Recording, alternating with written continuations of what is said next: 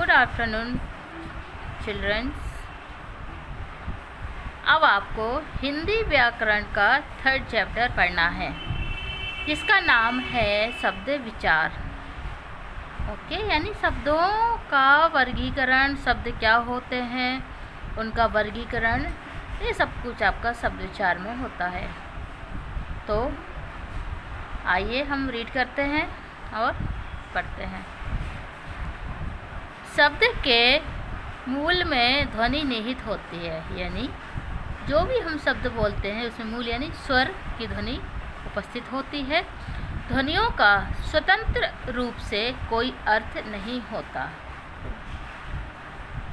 जो ध्वनियाँ होती हैं उनका कोई विशेष अर्थ नहीं होता, पर जब ये ध्वनियाँ आपस में मिल जाती हैं तो कोई ना कोई अर्थ जरूर देती हैं, तभी उसका महत्व होता है।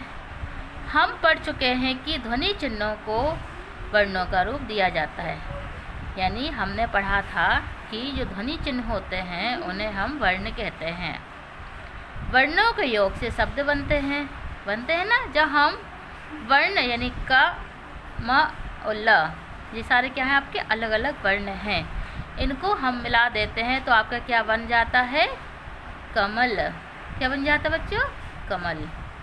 तो ये जो कमल बन गया है वो आपका शब्द कहलाता है। तो शब्दों से भाषा तब जाकर कहीं कोई विचार मूर्त रूप ले लेता है। इस प्रकार भाषा में शब्दों का अत्यधिक महत्व है। यानी जो भाषा हम बोलते हैं उसमें शब्दों का क्या है, बहुत महत्व है, क्योंकि हम शब्द बनाकर ही तो भाषा बोलते हैं, है ना। इसलिए कहा गया है कि शब्द ही भाषा की वास्तविक संपदा है। शब्दों के बिना भाषा का कोई अस्तित्व नहीं होता। यदि आपके शब्द नहीं हैं तो आप क्या बोल पाओगे, कौन सी भाषा बोलोगे, नहीं बोल पाओगे ना। तो इसीलिए कहा गया है जो शब्द हैं वो भाषा की वास्तविक संपदा है। तो शब्दों की परिभाषा कैसे हुई, जब हम एक या अनेक वर्णों को आपस में मिलाते हैं तो जो सार्थक ध्वनि समूह बनता है तो उसे हम शब्द कहते हैं। अब आपको पढ़ना है शब्दों के। एक शब्द होते हैं आपके सार्थक और एक होते हैं निरर्थक। सार्थक यानी शब्द क्या कहलाते हैं, जिन शब्दों का हम अलग अलग खंडों में उसको बांट दें, उसका कोई अर्थ निकले, तो वो सार्थक शब्द होते हैं।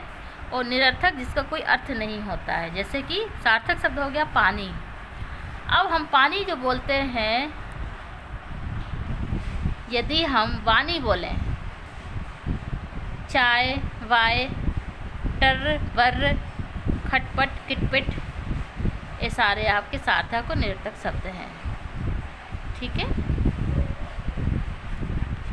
अब वाक्य में प्रयुक्त शब्द के व्यवहारिक रूप को पद कहते हैं। यानी वाक्य में हम शब्द प्रयोग करते हैं उसे हम पद बोलते हैं। अब आपको पढ़ना है सार्थक निरर्थक शब्द बताए हमने। तो भाषा में सार्थक शब्दों का प्रयोग होता है, किंतु निरर्थक शब्द भी प्रयोग हो जाते हैं कभी कभी। सार्थक शब्द तो हम बोलते ही हैं, साथ में निरर्थक शब्द भी हम प्रयोग करते हैं, जैसे चाय, वाय, पानी, वानी, टरवर, छिटपिट, खटपट, किटकिट आदि। तो ये आपके सार्थक और निरर्थक शब्द हो गए। अब आपको पढ़ना है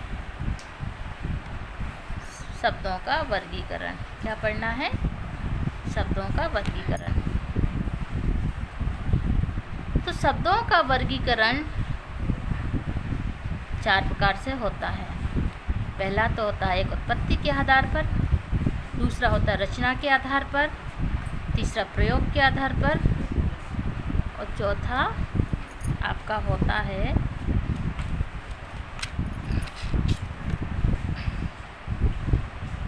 अर्थ के आधार पर।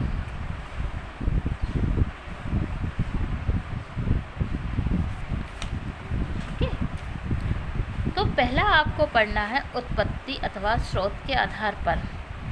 तो उत्पत्ति और स्रोत के आधार पर ये भी आपके कितने होते हैं, इसके भी आपके 5 भेद होते हैं। कितने भेद होते हैं,